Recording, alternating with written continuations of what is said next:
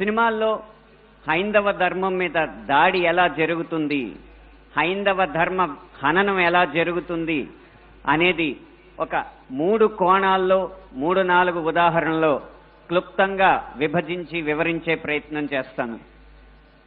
ఇక్కడ దాడి 3 కోణాల్లో జరుగుతుంది. అందులో ఒకటి కావ్యేతిహాస పురాణాలని వక్రీకరించడం, 2 తెర మీద కనిపించే పాత్రల్లో వినిపించే పాటల్లో హైందవ ధర్మాన్ని దుర్వినియోగం చేయడం, 3 తెర వెనక మా ముందు అన్యమతస్థుల ప్రవర్తన. ఈ 3 అంశాల్లో మొదటిది కావ్య పురాణేతిహాసాల వక్రీకరణ. వాల్మీకి రామాయణం, వ్యాస భారతం భారత సాహితీ వాన్మయ శరీరానికి 2 కళ్ళ లాంటివి. కానీ అదే వ్యాస భారతాన్ని, అదే వాల్మీకి రామాయణాన్ని వినోదం కోసం వక్రీకరించిన సందర్భాలు కోకొల్లలు. గత కొన్ని సంవత్సరాల ముందు వచ్చిన చిత్రాల నుంచి నిన్న మొన్న విడుదలైన కల్కి చిత్రం వరకు కూడా కర్ణుడికి పాత్రకి అనవసరంగా ఆపాదించిన గొప్పతనాన్ని చూసి ఒక సినిమా రంగానికి చెందిన వ్యక్తిగా నేను సిగ్గుపడుతున్నాను, నిర్మోహమాటంగా చెప్తున్నాను. అది కూడా ఈ కృష్ణా జిల్లా గడ్డ మీదే నిలబడి చెప్తున్నాను. అప్పటి చిత్ర దర్శకులు, ఇప్పటి చిత్ర నిర్మాతలు ఇదే జిల్లా వారికి చెందిన వారైనా సరే పొరపాటు అని మనం చెప్పకపోతే ఈ హైందవ ధర్మంలో పుట్టినట్టు కాదు, ఈ హైందవ ధర్మాన్ని ఆచరించినట్టు కాదు, హిందువుగా ప్రకటించుకోవడం వ్యర్థం అని చెప్పి ఘంటాపథంగా తెలియజేస్తున్నాను.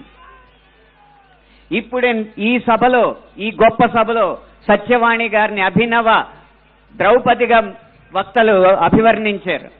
ఆవిడే ఒప్పుకుంటారా? నిండు సభలో ద్రౌపదిని వలువలు వలచండి అని సలహా ఇచ్చిన కర్ణుణ్ణి సూర్యుడు అంటే సత్యవాణి గారు లాంటి మహిళా మండలి ఒప్పుకుంటారా? గంధర్వుల్ని చూసి, గంధర్వ సైన్యాన్ని చూసి ప్రాణమిత్రుల్ని కూడా వదిలేసి ప్రాణభయంతో పరుగులెత్తిన కర్ణుణ్ణి ధీరుడు, సూర్యుడు, వీరుడు అంటే ఈ హైందవ సమాజం ఒప్పుకుంటుందా? ఇలా ఎన్ని విధాలు చూసినా దానంగా వచ్చిన రాజ్యంలో తనకొచ్చిన కొద్దిపాటి సంపదని ఏదో దానాలు చేసినంత మాత్రాన ధర్మరాజు అంత గొప్ప దాత అని చెప్పి కర్ణుడిని అంటే మన సమాజం ఒప్పుకుంటుందా? నిన్న మొన్న వచ్చిన కల్కి సినిమాలో అగ్నిదేవుడు ఇచ్చిన ధనస్సును పట్టిన అర్జునుడి కంటే సూర్యుడు ఇచ్చిన ధనస్సు పట్టిన కర్ణుడు వీరుడు అని చెప్తుంటే యుద్ధంలో నెగ్గేది ధనుస్సా ధర్మమా అని ప్రశ్నించకుండా మనం ఊరుకుంటామా? ఒక్క భారతంలోనే కాదు, వాల్మీకి రామాయణంలో రాయి ఆడదైనట్టు, రాళ్లను తేల్చి వారధైనట్టు, రాముడు లవకుశుల మధ్య యుద్ధం జరిగినట్టు, ఇలా చిత్రీకరణకు అందంగా ఉండడానికి ఎన్నో అభూత కల్పనలు, ఎన్నో వక్రీకరణలు జరుగుతుంటే ఇంకా మనం ఇలా ఊరుకుంటూ ఉంటే ఎన్ని సినిమాలు ఎలా వస్తాయి? ఒక్క వక్రీకరణే కాదు, చిత్రీకరణలో, గీతాలాపనలో ఎన్ని రకాల హననాలు జరిగినాయో మనం గమనిస్తూ ఉండాలి. మీరు కొంతకాలం క్రితం ఒక హిందీ పాట వినే ఉంటారు, దమ్మరదం మిటుజాయహం బోలో శుభశ్యాం హరే కృష్ణ హరే రామ్. రండి దమ్ము కొడదాం, కలుసుకుందాం, శుభ సాయంత్రం చెప్పుకుందాం, తర్వాత హరే కృష్ణ హరే రామ్ అందాం. భగవత్ తత్వాన్ని, భగవద్భక్తిని జగత్ ప్రస్తుతంగా జగద్విదితం చేసిన ఇస్కాన్ వారి నినాదం హరే కృష్ణ హరే రామ్ ని ఒక ఐటమ్ సాంగ్ లో పెట్టుకుంటే ఒప్పుకుంటావా? మీ ముందు ఇప్పుడు 2 దారులు ఉన్నాయి.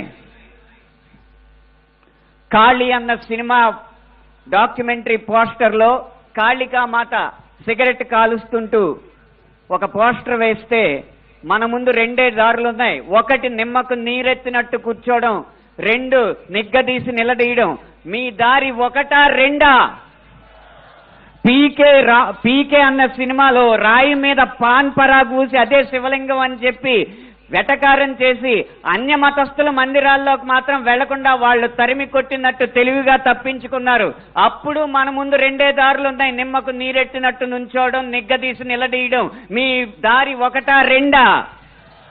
కాస్మిక్ సెక్స్ అన్న సినిమాలో ఇంత అద్భుతమైన పీఠాధిపతుల ఆహార్యాన్ని అనుకరించి గురువులు పీఠాధిపతులు వచ్చిన శిష్యురాలతో శృంగార కార్యకలాపాలు చేస్తున్నట్టు చూపెడుతున్నారు. మీ ముందు రెండే దారులు ఉన్నాయి. ఒకటి నిమ్మకు నీరెత్తినట్టు కూర్చోవడం, రెండు నిగ్గదీసి నిలదీయడం. మీ ఆప్షన్ ఒకటా రెండా? ఎంఎఫ్ హుసేన్ లాంటి చిత్ర దర్శకుడు, చిత్రకారుడు సరస్వతి దుర్గా మాతల బొమ్మల్ని అశ్లీలంగా వేసినప్పుడు వారి కోవలోనే అక్రమ్ హుసేన్ అనే చిత్రకారుడు కృష్ణుణ్ణి బార్లో ఉంచి గోపికల్ని బికినీల్లో చిత్రించినప్పుడు మన ముందున్న దారులు రెండే రెండు. ఒకటి నిమ్మకు నీరెత్తినట్టు కూర్చోవడం, రెండు నిగ్గదీసి నిలదీయడం. మీ దారి ఒకటా రెండా? ఛత్రపతి శివాజీ తర్వాత అంత గొప్ప మరాఠా యోధుడు బాజీరావుని బాజీరావు మస్తానీగా ప్రేమ పిచ్చోడుగా చిత్రీకరించినప్పుడు మన ముందు రెండే రెండు దారులు ఉన్నాయి. ఒకటి నిమ్మకు నీరెత్తినట్టు కూర్చోవడం, రెండు నిగ్గదీసి నిలదీయడం. మీ దారి ఒకటా రెండా? ఇలా ఇన్ని విధాలుగా హననం జరుగుతుంటే ఇంకా మనం నిశ్శబ్దంగా కూర్చుంటే అది మన హైందవ సమాజానికే కళంకం అని నేను మనస్ఫూర్తిగా తెలియజేస్తున్నాను. పాటని ఎలా ఉపయోగించచ్చో, అదే హరే కృష్ణ హరే రామ్ని ఎలా ఉపయోగించచ్చో సీతారాం శాస్త్రి గారు మనకు తెలియజేశారు. హరే రామ హరే కృష్ణ కృష్ణ కృష్ణ హరే హరే. రామున్నైనా కృష్ణున్నైనా కీర్తిస్తూ కూర్చుంటామా, వాళ్ళేం సాధించారో కొంచెం గుర్తిద్దాం మిత్రమా. సంద్రం కూడా స్తంభించేలా మన సత్తా చూపిద్దామా, సంగ్రామంలో గీతా పాఠం తెలుపమా. ఇది పాట రాయడం అంటే, ఇది పాట ద్వారా సమాజ హితం కోరడం అంటే, ఇది పాట ద్వారా మార్పు తీసుకురావడం అంటే, ఇది పాట ద్వారా ఉత్సాహం రేకెత్తడం అంటే, ఉద్వేగం రేకెత్తడం అంటే, ఉత్తేజితుల్ని చేయడం అంటే. ఈ దారిలో మాలాంటి పాటల రచయితలు అందరూ నడవాలని నేను కోరుకుంటున్నా. ఇక ఆఖరి అంశం మాకు వ్యక్తిగతంగా జరిగేది, తెర వెనక సినిమాల్లో అన్య మతస్థులు చేసేది ఒక్క అనుభవం చెప్పి మీకు ముగిస్తాను. ఒక సినిమా పాట రాయడానికి నేను ఒక సంగీత దర్శకుడి దగ్గరికి వెళితే ఆ పాటలో బ్రహ్మాండ నాయకుడు అన్న హిందూ పదం ఉందని చెప్పి ఆ పాట చేయనన్నాడు. నువ్వు ఒక్క హిందూ పదం ఉందని చెప్పి పాట చేయనన్నావు కాబట్టి జీవితాంతం నువ్వు చేసిన ఏ పాటకి నేను రాయనని చెప్పి ప్రతిజ్ఞ చేసి 15 సంవత్సరాలుగా ఆ వ్యక్తికి నేను పాట రాయలేదు. అలాగే ఒక పక్క రాష్ట్రం సంగీత దర్శకుడు వెళ్ళగానే దర్శక నిర్మాతలతో తిరుపతి ఆలయ విధానాలని విమర్శిస్తూ ఉంటే వాళ్ళు మిన్నక కూర్చుంటారు. ఎందుకంటే వాళ్ళకి మార్కెట్ ఉంది కాబట్టి. ఇదే మనం గీత గీయాలి కింద. సినిమా అనేది నేను ముందు చెప్పినట్టు వ్యాపారాత్మకమైన కళాత్మకమైన వ్యాపారం కాబట్టి ఆ వ్యాపారాన్ని సినిమాకి లేకుండా చెయ్యాలంటే హిందూ ధర్మాన్ని హననం చేసే సినిమాలని, హిందూ ధర్మంపై దాడి చేసే సినిమాలని ప్రభుత్వం బహిష్కరించకంటే ముందు మనం తిరస్కరించాలి. బహిష్కరణ కంటే తిరస్కరణే గొప్ప మార్గం. ముందు మనం తిరస్కరిద్దాం.